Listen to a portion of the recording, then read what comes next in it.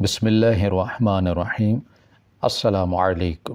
بانو تمہارا شادی کا جوڑا آ گیا ہے، دیکھ لو آ کر۔ میں جو ابھی اپنی ڈھولکی پر بیٹھی گانے گا رہی تھی، ایک رشتہ دار لڑکی کے بلانے پر جلدی سے اٹھ کر کمرے کی جانب دوڑ پڑی تھی۔ یہ تو علم تھا کہ آج میرا شادی کا جوڑا آ جائے گا، اس کے لیے صبح سے انتظار کر رہی تھی اور بالآخر اب آ ہی گیا تھا۔ امی اور بہن سامنے ہی لہنگے والا ڈبہ لے کر بیٹھے تھے۔ میں بھی شرماتی ہوئی ان کے قریب بیٹھ گئی تو امی نے بہن کو بولا کہ چلو اب ڈبہ کھولو۔ میں نے خود ہی بانو کو بلوایا تاکہ اپنا لہنگا سب سے پہلے یہ خود دیکھیں۔ بہن نے اس بات میں سر ہلاتے ہوئے جیسے یہ ڈبہ کھولا تو ششدر رہ گئے، کیونکہ لہنگا سرخ رنگ کا نہیں بلکہ پیلے رنگ کا تھا، گہرا پیلا رنگ، گویا مایوں کا جوڑا ہو۔ ہم دونوں نے ایک دوسرے کو دیکھا مگر پھر جلدی ہی گہری سانس لے کر رہ گئے، کیونکہ اب شاید میری قسمت میں پیلا رنگ ہی لکھا رہ گیا تھا۔ میں ایک طرح سے کرا رہی تھی۔ امی کم از کم لہنگا تو ان کو بولیں کہ سرخ رنگ کا بنوا دیتے۔ امی نے میری بات کا کوئی جواب نہیں دیا اور بہن کو بولیں کہ اس کی ساس کا نمبر ملاؤ، میں ان سے پوچھتی ہوں۔ اگلے 10 منٹ امی ساس سے فون پر بات کر کے فارغ ہوئیں تو مجھے دیکھتے ہوئے بولیں کہ ان کا کہنا ہے کہ یہ سب کچھ تو پہلے ہی واضح تھا، پھر اب اس سرخ لہنگے کی فرمائش کرنے کی کیا تک بنتی ہے؟ یہ پیلا رنگ ہماری مجبوری بھی ہے اور ضرورت بھی، ہماری طرف سے معذرت۔ آپ کی بیٹی کو اسی جوڑے میں رخصت ہو کر ہمارے گھر آنا ہوگا۔ میں چپ چاپ اٹھ کر جانے لگی تو بہن نے میرا ہاتھ کھینچا اور بولی کہ ارے پاگل، رنگ سے کیا فرق پڑتا ہے؟ تم کام دیکھو کس قدر خوبصورت کیا ہوا ہے، ایسا لہنگا تو سرخ رنگ میں بھی آج تک نہیں دیکھا۔ میں نے بس اچڑتی نگاہ لہنگے پر ڈالی تو دل میں ضرور اقرار کیا، کیونکہ لہنگا واقعی میں بے حد خوبصورت تھا۔ اسے دیکھ کر میں کچھ نرم پڑی اور واپس اپنے ڈھولک کے گیت گنگنانے کے لیے بیٹھ گئی۔ اب لاکھ چاہنے کے باوجود بھی میری پوری توجہ ان گانوں کی جانب نہیں تھی۔ رہ کر اپنا ہی خیال آ رہا تھا کہ کیسے گزارا ہوگا اس گھر میں جہاں پیلے رنگ کے علاوہ کوئی اور رنگ ہی نہیں بستا۔ میں تو تھک جاؤں گی، اوپر سے میرے رشتہ داروں کی بات نہیں کہ کیسے گھر میں لڑکی بیاہ دی ہے جہاں سے پیلا پیلا ہی چمکتا ہے۔ یہ سب سوچ کر ہی میری ہمت جواب دینے لگی، مگر عین اسی وقت امی بھی کمرے سے باہر نکلی تو ان کے جھریوں زدہ چہرے کو دیکھ کر میں نے خود کو ملامت کی کہ اس عورت کی خاطر سب کچھ قربان کر سکتی ہو تم؟ یہ تو پھر تمہارا اتنا اچھا رشتہ ہو گیا ہے اور رنگ کی کیا بات ہے، زندگی پیلے رنگ میں بھی گزر ہی جائے گی۔ میری خود کو ملامت کا اثر یہ ہوا کہ اب میں پچھلی ساری باتوں کو سوچنے کے بجائے پوری طرح سے اپنی ڈھولک کو انجوائے کر رہی تھی۔ رات تھوڑی گہری ہوئی تو سب کام سمیٹ کر ہم لوگ اپنے بستروں پر لیٹ گئے۔ اگلے دن میری مہندی تھی اور اس کے بعد بارات۔ چونکہ رشتہ دار بہت ہی کم تھے، بس گنے چنے 8-10 تو سب ہمارے چھوٹے سے گھر میں ہی پورے آ گئے تھے۔ جیسے ہی سونے کے لیے لیٹی میری کزن میرا قریب آئی اور کان میں بولی کہ صبا، میں نے سنا ہے کہ تمہارے سسرال والوں نے اس شرط پر شادی کی ہے کہ تم پیلے کپڑے ہی پہنو گی۔ میں جو ہلکی ہلکی نیند میں جا چکی تھی اچانک سے پوری آنکھیں کھول کر ہانکوں کی مانند کزن کو دیکھنے لگی۔ نہیں نورین، ایسی بات تو نہیں ہے، بس میرے ہونے والے شوہر کو پیلا رنگ بہت پسند ہے اور جیسا تم کہہ رہی ہو ویسا تو کچھ بھی نہیں۔ میں نے بات کو سنبھال لیا تھا، کیونکہ ہمارے خاندان میں اس بات کا کسی کو بھی علم نہیں تھا اور یہی بہتر تھا، ورنہ وہ سب نہ جانے کیا کیا باتیں بناتے۔ سچ کہہ رہی ہو؟ دیکھو میں تو تمہاری اتنی اچھی سہیلی بھی ہوں، مجھے سچ بتانا، نورین نے بنتے ہوئے کہا۔ لیکن میں اتنی اچھی سہیلی کو بھی سچ نہیں بتا سکتی تھی، کیونکہ اس میں میری ہی بربادی تھی۔ ارے نہیں نورین، ایسی کوئی بات نہیں، ادھر آؤ۔ میرا تو لہنگا بھی پیلے رنگ میں آیا کیونکہ عاقب کو یہ رنگ بہت پسند ہے، اور یہی تو اچھی بیویاں کرتی ہیں کہ جو ان کے شوہر کو پسند ہو اسی میں ڈھل جائیں۔ میں نے گرم بستر چھوڑ کر پیٹی کے اوپر بڑا سا ڈبہ اٹھایا اور کھول کر نورین کے آگے کر دیا۔ لہنگے کی خوبصورتی دیکھ کر چند لمحے تو وہ بول نہ سکی، پھر کہنے لگی کہ ہاں بہت پیارا ہے، تم خوش قسمت ہو جو اتنا اچھا گھرانہ ملا، چلو اب میں سونے چلتی ہوں۔ یہ بولتے ہی وہ کسی فرار مجرم کی مانند باہر کو بھاگ گئی اور میں پیچھے طنزیہ ہنسی اور ہنستی ہوئی رہ گئی، کیونکہ میں جانتی تھی کہ یہ سب کہنے کے باوجود اسے مرچیں ضرور لگی ہوں گی۔ وہ باقی کزنوں کو بیٹھی میری چغلیاں کر رہی ہوگی، مگر اس بات پر میرا کوئی اختیار نہیں تھا۔ میں اسے دفع کر کے لہنگے کو ایک مرتبہ پھر بغور دیکھنے لگی۔ اس لمحے مجھے بہت کچھ یاد آیا، وہ سب لمحہ جب میرے رشتہ داروں نے ہمیں کبھی بھی پوچھنا گوارا نہیں کیا تھا۔ میرے ابا نے بہت پہلے دوسری شادی کر لی تھی اور ہمیں گویا مکمل طور پر ہی بے مول کر کے پھینک دیا، یہاں تک کہ ابا نے دوسری شادی کے بعد اپنی بیوی کو بھی ہمارے ساتھ ہی رکھا۔ میں اور میری بہن ہم اس وقت 10-11 برس کی ہوں گی جب ایک روز باہر کا دروازہ زور زور سے دھڑ دھڑایا تھا۔ امی جو مشین پر بیٹھی کپڑے سلائی کر رہی تھی مجھے کہنے لگیں کہ صبا باہر دیکھو، اس دھوپ میں کون آ گیا ہے۔ میں اپنی گڑیا سے گھیر رہی تھی، گندے گندے منہ بناتی باہر کو لپکی، لیکن دروازہ کھول کر میری حیرت کی انتہا نہ رہی، کیونکہ سامنے ابا ٹوپی داڑھی میں بڑے نکھرے نکھرے سے کھڑے تھے اور ان کے ساتھ ایک کم عمر خوبصورت لڑکی جو مکمل طور پر میک اپ اور زیور میں سجی تھی، کسی پری سے کم نہیں لگ رہی تھی۔ امی ابا ہیں۔ میں نے وہیں سے ہانک لگا کر ماں کو باپ کی واپسی کی اطلاع دی تھی۔ ابو پچھلے 2 دن سے گھر نہیں آئے تھے، بلکہ یہ پہلی مرتبہ نہیں تھا۔ وہ اکثر ہی 2 یا 3 دن گھر سے غائب رہا کرتے، اور پھر جب گھر واپس آتے تو ان کا پارا بہت سر پر چڑھا ہوتا۔ اس وقت میں، امی اور چھوٹی بہن ان سے بچ کر رہا کرتے کہ کسی بات پر ہمیں سخت کہیں سنا ہی نہ دیں۔ اکثر اوقات تو ہم دونوں بہنوں کو مار بھی پڑ جایا کرتی تھی۔ امی کو ابا نے ہمارے سامنے کبھی نہیں مارا تھا، بلکہ جب اگلے روز امی کمرے سے باہر نکلتی تو ان کے جسم پر مار سے بڑے نیل کے نشانات واضح ہوتے۔ میں چونک کر امی سے کہتی کہ کیا ہوا ہے آپ کو؟ کل تک تو یہ سب نہیں تھے، پھر رات بھر میں کیسے بن گئے؟ جس کا جواب امی یہ دیا کرتی کہ دیسی گھی کھا لیا تھا، جانتی تو اس سے مجھے الرجی ہو جاتی ہے، کاٹ لیتا ہے دیسی گھی مجھے، بس اسی نے نیل پڑ گئے ہیں اس کی وجہ سے۔ اور تمہیں دیر نہیں ہو رہی؟ چلو اسکول کے لیے نکلو اور بہن کا خیال رکھنا۔ امی میں ابا سے خرچہ لے لوں؟ میں معصومیت سے پوچھتی تو امی مجھے ڈانٹ دیا کرتی اور کہتی کہ تمہارے ابا آرام کر رہے ہیں، چلو میں دیتی ہوں پیسے، اور دھیان سے رکھنا، گمانا مت۔ یہ بول کر مرتبان سے مجھے پیسے نکال کر دے دیا کرتی۔ یہ پیسے اماں کپڑے سے لائی کر کے جوڑا کرتی تھی، جو اس وقت استعمال کرتی جب ابا 2-3 گھر سے باہر آ کرتے، کیونکہ ان دنوں وہ ہمیں بالکل بھی گھر چلانے کے لیے خرچ نہیں دیا کرتے تھے۔ میں نہ چاہتے ہوئے بھی وہ پیسے لے لیا کرتے۔ اسی طرح کرتے کرتے ہمیں کافی سال ہو گئے تو اندازہ ہوا کہ ابا اتنے اچھے نہیں ہیں جتنا اچھا امی نے ہمارے سامنے ان کو بنا کر پیش کیا ہے۔ ہم بڑے ہوئے تو باپ کی محبت بھی ہمارے دلوں میں کم ہی ہوتی گئی۔ حالانکہ امی نے ہمیشہ ہمیں اپنے باپ کی عزت کرنا سکھایا تھا، مگر کچھ باپ ایسے ہوتے ہیں جنہیں عزت راس ہی نہیں آتی۔ ہمارا شریف باپ بھی انہی میں سے ایک تھا، جو بظاہر تو پرہیزگار اور نمازی تھا، مگر ہمارے لیے کسی فتنے سے کم نہیں تھا۔ ان بچوں کی بھی کوئی زندگی ہوتی ہے جن کا باپ گھر آئے اور وہ اسے چھپنے کے لیے بہانے ڈھونڈ کہ کہیں بلا وجہ ان پر ہاتھ ہی نہ اٹھا لیا جائے۔ خیر بچپن زیادہ مشکل نہیں تھا، کیونکہ اماں کا بڑا سہارا تھا، لیکن جیسے جیسے بڑے ہوتے گئے اور باپ کی اصلیت سامنے آئی تو سارے ہی خوشنما پھول جھڑ گئے تھے۔ اس روز تو مجھے ابا سے شدید نفرت محسوس ہوئی جب وہ دوسری شادی کر کے آئے تھے۔ جب امی کو میں نے بتایا کہ ابا آئے ہیں تو وہ پرجوش ہو کر باہر کو لپکی، مگر سامنے ایک عدد سوکن دیکھ کر ان کے چہرے کی رنگت پل بھر میں ہی متغیر ہو گئی تھی۔ آمنہ یہ ریشا ہے، میری بیوی ہے، میں امید کرتا ہوں کہ تم اس سے بھی ویسے ہی عزت دو گی جیسے مجھے دیتی، اور بچیوں کو بھی یہی سبق پڑھاؤ گی۔ اتنا بول کر وہ ریشا کا ہاتھ ہمیں کمرے کی جانب بڑھ گئے تھے۔ کچھ دیر بعد اسے کمرے میں چھوڑ کر واپس آئے اور امی سے بولے کہ جتنی جلدی ہو سکے یہ کمرہ خالی کرواؤ، یہاں ریشا کے رہنے کا انتظام کرو، اور تم میرے ساتھ دوسرے کمرے میں چلو، بہت کچھ سمجھانا ہے تمہیں۔ میں اور چھوٹی بہن ہونکوں کی مانند برآمدے میں ہی بیٹھے رہے، جبکہ ابا کے بولنے کی آوازیں باہر تک سنائی دے رہی تھی، جس میں وہ امی کو کہہ رہے تھے کہ یہ میری بیوی ہے، بالکل ویسے ہی جیسے تم ہو، خبردار تم نے اسے کوئی تکلیف وغیرہ دینے کی کوشش کی تو میں اسی روز تمہیں طلاق دے دوں گا۔ تم نے تو آج تک مجھے کوئی سکھ نہیں دیا، لیکن میں تمہیں بار بار سمجھا رہا ہوں اس کی عزت کرنا، یہ مت سمجھنا کہ وہ عمر میں تم سے چھوٹی ہے، کچھ بھی کہہ دو، تمیز سے مخاطب کرنا، اور اگر میری ایک بھی بات نہ مانی تو مجھ سے برا کوئی نہیں ہوگا، اور اپنی بیٹیوں کو بھی اچھی طرح سمجھا دینا، اسے ماں کا درجہ دیں ورنہ میں ان سے اولاد کا درجہ چھین لوں گا۔ اتنا بول کر ابا واپس ریشا کے کمرے میں چلے گئے اور پیچھے ہی امی 4 شانے چت کمرے سے باہر نکلے۔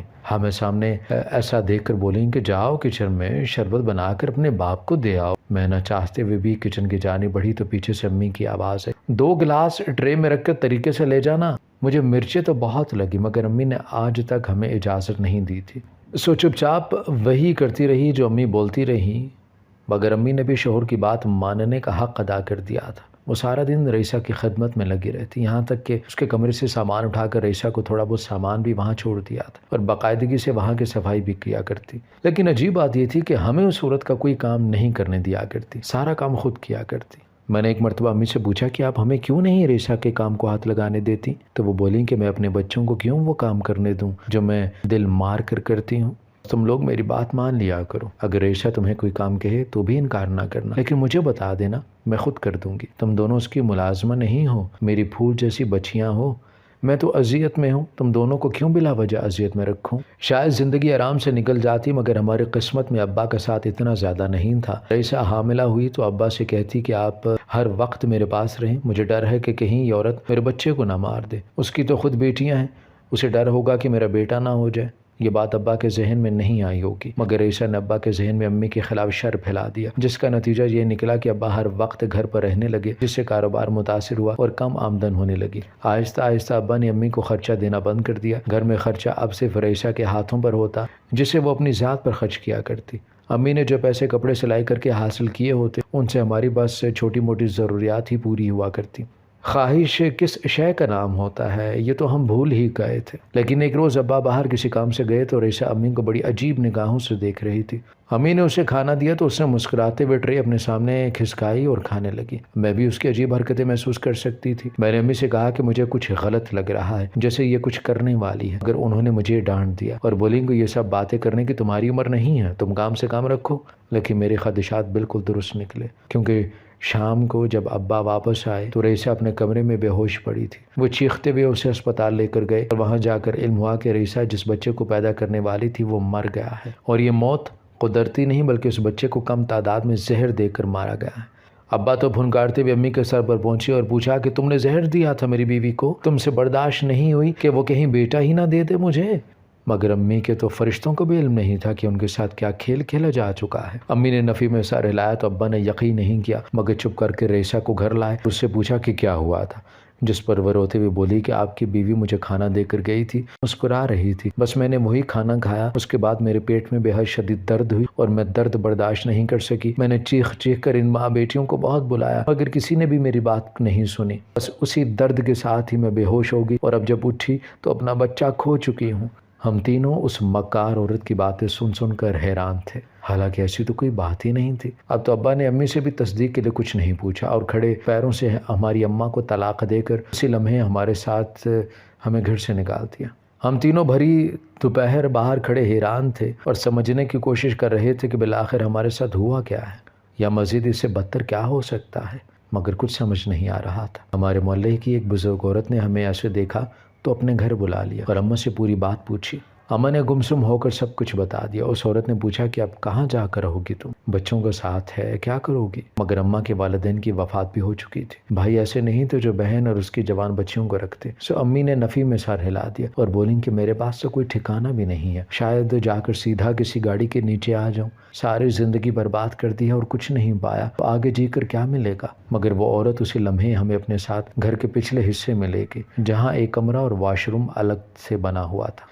وہ بولی کہ یہاں رہ لو، جب گنجائش بنے تو کرایہ دے دینا، اس سے پہلے اپنے جینے کا سامان کرو۔ وہ عورت ہمارے لیے کسی فرشتے سے کم نہیں تھی، ہمیں سامان وغیرہ بھی اسی عورت نے دیا اور کچھ پیسے دیے جس سے ہم سودا سلف وغیرہ ڈلوا سکیں۔ ساتھ ہی اس نے اپنی پرانی سلائی مشین بھی اماں کے حوالے کر دی۔ جو امی کے پہلے گاہک تھے وہ اب وہیں پر آ کر امی سے کپڑے وغیرہ سلائی کروا لیتے۔ 2-3 ماہ میں ہی ہمارا کام اچھی طرح سے جم چکا تھا اور ہم نے اس عورت کا گھر کا کرایہ بھی ادا کرنا شروع کر دیا تھا۔ مہنگائی کے اس شدید دور میں تمام اخراجات وغیرہ پورا کرنے کے باوجود ہمارے پاس کوئی بھی جمع پونجی نہیں تھی۔ کچھ ہی عرصے میں علم ہوا کہ ریسا نے گھر اور دکان اپنے نام کروا لی ہے اور ابا ایک دن مردہ حالت میں گھر پر پائے گئے ہیں، جس سے صاف ظاہر تھا کہ ان کا قتل ہوا ہے، مگر چھوٹا محلہ تھا تو یہ بات دب گئی اور پولیس تک نہیں پہنچی۔ ہمیں بھی دکھ نہیں ہوا کیونکہ ہم سے وہ شخص باپ کا رشتہ بہت پہلے ہی ختم کر چکا تھا۔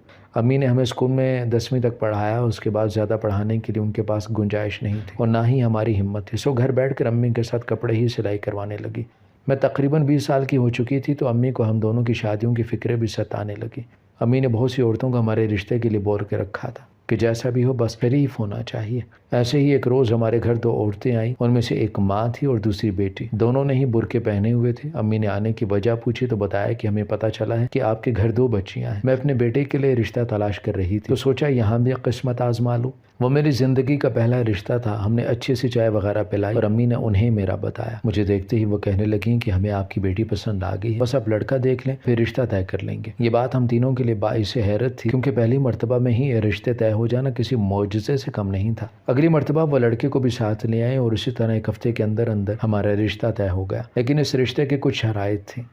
میری ساس نے پہلے روز ہی امی سے کہہ دیا تھا کہ وہ جہیز کے نام پر ایک سوئی بھی نہیں لیں گے۔ اس روز ہمیں لگا کہ ابا نے جتنی اذیتیں دے رکھی تھیں ان کی بھرائی کا وقت آ گیا ہے، جو بغیر کسی رکاوٹ اور پریشانی کے ہی تمام معاملات طے پا رہے ہیں۔ اور دوسری شرط یہ رکھی گئی تھی کہ لڑکی کے پاس ڈھیر سارے پیلے کپڑے ہونا بہت ضروری ہے، جہیز میں وہ صرف پیلے کپڑے ہی لے کر جائے گی۔ امی نے حیرت سے پوچھا کہ ایسا کیوں؟ تو میری ساس نے کہا کہ ہمارے گھر سب لوگ پیلے کپڑے ہی پہنتے ہیں، اس کے علاوہ کوئی رنگ نہیں پہنا جاتا۔ ہاں البتہ پیلے رنگ کا کوئی بھی شیڈ پہننا قابل قبول ہے، لیکن امی نے اصرار کیا کہ اس بات کی وجہ تو بتائیں، کوئی کام بغیر وجہ کے تو نہیں ہوتا، اور خاص کر وہ کام جس میں پورا گھر ہی پیلے کپڑے پہننے میں ملوث ہو۔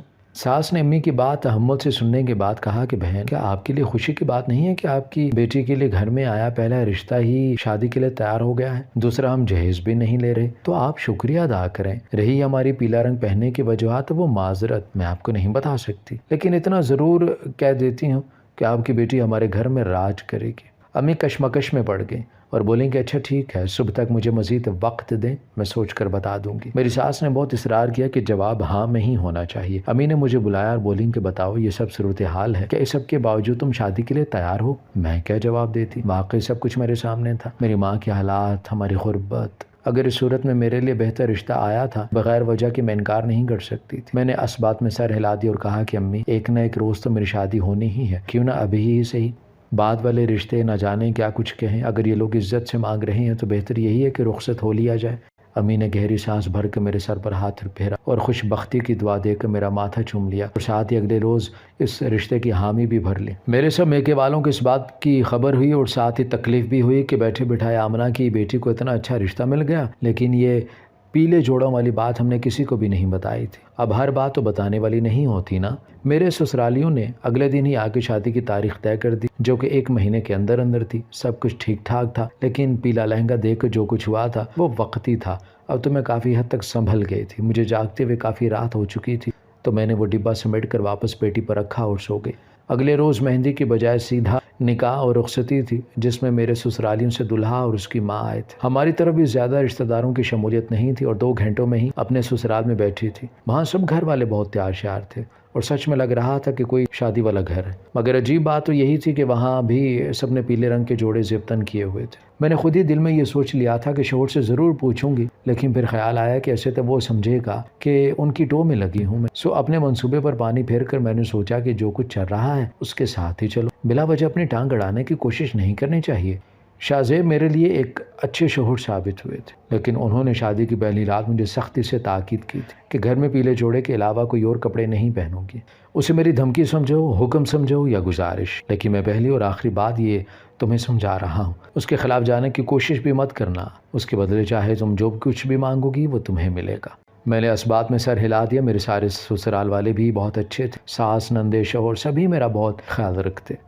घर में किसी शय की कमी नहीं थी मुझे, लेकिन बस उनका हर वक्त पीला रंग पहनकर घूमना मुझे बहुत अजीब खटकता था। लेकिन अब मैं भी हर वक्त ट्रैफिक की पीली रोशनी बने घर में घूमती रहती थी। 3 माह तक मैं हामला नहीं हुई तो मुझे परेशानी होगी, क्या पता मेरे ससुराल वाले इस बात का बतंगड़ बनाए या मेरे शोहर की दूसरी शादी ही करवा दे। इस वजह से मैं हर वक्त परेशान रहने लगी। तो एक रोज़ सास ने बुलाकर अपने पास बिठाया और प्यार से बोली कि सबा, मैं देख रही हूँ तुम बहुत दिनों से परेशान हो, कोई मसला है तो मुझे बताओ, मैं भी तुम्हारी माँ जैसी हूँ। मेरा दिल पिघल गया, लेकिन वो सास थी, मैं उन्हें सब कुछ नहीं बता सकती थी। सो चेहरे पर मुस्कुराहट लाकर कहा कि नहीं अम्मा, ऐसी कोई बात नहीं है, आपको वहम हुआ होगा। मगर वो टलने वाली नहीं थी। बोली कि मेरे बेटे ने कुछ कहा है, क्या उससे लड़ाई हुई है तुम्हारी? मैंने नफ़ी में सर हिला दिया और वहाँ से उठने लगी, मगर उन्होंने हाथ पकड़ कर दोबारा से बिठा लिया और बोले कि मुझे सच सच बताओ, तुम मेरी बेटी हो और मैं अपनी बेटी को ऐसे परेशान नहीं देख सकती। ये बात मेरे दिल पर लगी, सो मैंने धीमे लहजे में अपने खदशात जाहिर कर दिए, जिस पर मेरी सास हल्का सा मुस्कुराई और बोली कि हर कोई ऐसा नहीं होता, मेरे बेटे शाहजेब की बीवी तुम हो, तुम ही रहोगी, उसकी औलाद भी तुमसे होगी, और देर सवेर ये तो अल्लाह के हाथ में है, उसकी परेशानी मत लिया करो तुम, और आइंदा ऐसे वहम पालने की ज़रूरत भी नहीं है, बस खुशबाश रहा करो, तुम्हारा अपना घर है, कोई नहीं पूछेगा तुमसे। ये सब सुनकर मैं पुरसुकून होगी और सास के हाथ चूम कर वहाँ से उठाई। मैं बिला वजह की खदशात जहन में पाले बैठी थी, जबकि सब घर वाले तो बहुत अच्छे थे। एक रोज़ सब घर वाले कहीं गए हुए थे, घर में कोई भी नहीं था। उसी दिन मुझे अपने कज़न का मैसेज आया कि शादी करवा कर तो भूल गई हो, उसके बाद तो कभी तस्वीर ही नहीं दिखाई। मैंने सोचा कि घर में कोई नहीं तो क्यों ना कोई और जोड़ा पहन कर तस्वीर ही भेज दूँ। अगर पीले जोड़े में ही भेजी तो वो खामखा का मजाक बनाएंगे। ये सोचकर मैंने अलमारी से अपने लाल रंग का जोड़ा निकाला और पहले मेकअप करने के बाद जोड़ा पहन के जैसे ही तस्वीर लेने लगी तो मेरी चीख निकल गई, क्योंकि हमारे कमरे की दीवार पर खून की बहुत बड़ी धार का निशान था। वहाँ ऐसा तो कुछ भी नहीं था जिसकी वजह से खून के निशानात पड़े हों। तो क्या कहीं ये उन कपड़ों की वजह से हुआ है? ये सोचकर मेरी रूह कांप गई। मैंने फ़ौरन से अपना लिबास तब्दील कर ली और वही पीला जोड़ा पहन लिया। मैं अंदर से बहुत डरी हुई थी। कुछ देर बाद सब घर वाले आए तो वो परेशान थे, जबकि मेरे शोहर व्हील चेयर पर बैठे थे। मैं जल्दी से आगे बढ़ी, पूछा कि क्या हुआ इनको। तो सास ने नम आंखों से बताया कि शाहजेब का बहुत बुरा एक्सीडेंट हुआ है। مگر بچت ہو گئی ہے۔ میں تھر تھر کانپ رہی تھی، مجھ میں تو گویا ہمت ہی ختم ہو گئی تھی۔ ساس میرے شوہر کو کمرے میں لے جانے لگی تو میں نے کانپتے ہاتھوں سے ان کی کرسی تھامی اور کہا کہ اماں آپ پریشان نہ ہو، میں شاہ زیب کو خود لے جاتی ہوں۔ ساس تو مجھے دعائیں دیتی اپنے کمرے میں چلے گی اور میں دل ہی دل میں دعائیں کرتی۔ جب شاہ زیب کو کمرے میں لائی تو وہ ششدر رہ گئے اور دیوار پر خون کی دھاریں دیکھ کر بولے کہ صبا یہ سب کیا ہے؟ شاہ زیب میں بتاتی ہوں، آہستہ بولیں۔ اتنا بول کر میں آگے بڑھی اور کمرے کا دروازہ بند کر دیا، جبکہ شاہ زیب ابھی تک ہونق بنے بیٹھے تھے۔ کیا ہے یہ سب؟ اب کی بار ذرا غصے سے بولے تو میں نے بتا دیا کہ شوق میں لال رنگ کا جوڑا پہنا، اسی وقت دیوار پر یہ خون نمودار ہوا۔ اس کے بعد میں نے جلدی سے کپڑے تبدیل کر لیے۔ میری بات پر شاہ زیب بالکل بھی حیران نہیں ہوئے۔ جب بولے تو ان کا ایک لہجہ دھیما تھا۔ کتنے بجے کی بات ہے یہ؟ ٹائم؟ مجھے ٹائم کا نہیں پتا تھا۔ میں نے جلدی سے اپنی کھینچی ہوئی تصویر کا وقت دیکھا تو شاہ زیب کو بتا دیا، جس پر وہ گہری سانس لے کر رہ گئے۔ پھر بولے کہ یہ وہی وقت ہے جو میرا ایکسیڈنٹ ہوا تھا۔ مطلب؟ میں ڈر گئی تھی۔ مطلب یہ کہ آج تمہاری چھوٹی سی خوشی کی خاطر میری جان جانے والی تھی۔ وہ اب غصے میں نہیں تھے، بس افسوس ان کے لہجے سے چھلک رہا تھا۔ مجھے کچھ سمجھ نہیں آ رہا تھا کہ آپ بتائیں یہ سب کیا ہے؟ آپ نے ان کپڑوں کا راز پہلے کبھی نہیں بتایا۔ اگر بتایا ہوتا تو آج مجھ سے اتنی بڑی غلطی نہ ہوتی۔ مجھے معاف کر دیں۔ مگر وہ مجھے چپ کروا کر بولے کہ میرے ابا کالا جادو کیا کرتے تھے، مگر اماں ہمیں ان سے لے کر الگ ہو گئی تو انہوں نے ہم پر بڑا شدید کالا جادو کر دیا، جس سے میرے 2 بہن بھائی مر بھی گئے۔ اماں نے ایک پیڑ سے دم کروایا تو اس نے یہی بتایا کہ اس جادو کا توڑ نہیں ہے، بس تم سب پیلے رنگ پہنا کرو، وہ ٹھنڈا ہوتا ہے اور اس جادو کو بجھا دے گا، لیکن جیسے ہی اس رنگ کو اتارا تو زندگی میں کالا جادو واپس آ جائے گا۔ اسی لیے تم سے شادی کے وقت بھی پیلے کپڑوں کی شرط طے ہی ہوئی تھی، مگر تم نے میری بات کا مان نہیں رکھا۔ شاہ زیب پریشان ہوئے تو میں نے رو کر اپنی غلطی کی معافی مانگ لی اور انہوں نے آئندہ دھیان رکھنے کے ساتھ مجھے معاف بھی کر دیا اور وعدہ لیا کہ یہ بات اس کمرے سے باہر کسی کو نہ پتہ چلے۔ اس روز کے بعد میں پیلے رنگ کے علاوہ باقی ہر رنگ سے کنی کترا کر گزر جاتی ہوں۔ ہماری ویڈیو اگر آپ کو پسند آئی ہے تو ضرور لائک کیجیے، اپنی رائے دینا چاہیں تو کمنٹس کیجیے، اچھی لگے تو شیئر کیجیے۔